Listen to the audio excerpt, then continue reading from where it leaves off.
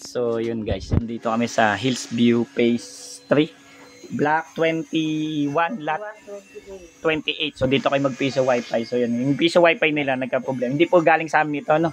So yung piso wifi nila ay nasira yung power supply, nasira yung back converter, at saka OPI cable. Even yung switch dito ng on and off ay nasira.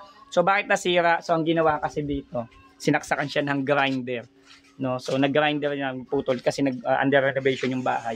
So nag-cutting sila. So hindi naman alam na ano. So even itong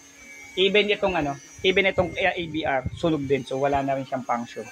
So yun, so wala tayong magagawa. Eh laking gastos. Gastos malala. Hindi naman daw sinasadya. At least okay na siya. So may 1 month warranty. Ay, ano po? Hindi, ito daw gusto nila. So yun, so okay. Anong pang sa amin eh. Yung sa cable. Ano yan, yung clamp. Meron siya dito, kaya lang. Yun, so okay na yung bendo. Sa mga taga Hillsview Phase 3, Barangay Timalan, Balsahan. So dito kayo mag-wifi. Block 28, Block 21, Lot 28. So dito kayo, sulit na sulit. So maraming salamat po sa tiwala. So mamaya kita-kita po tayo sa Labak, tsaka sa GMA, sa Banaba, tsaka sa Acacia. Sa ano pala, hindi pala silang yun. And then GMA kay Ma'am Siang sa Macario Dacon. Maraming salamat po. PC magawa mo, don't forget to subscribe.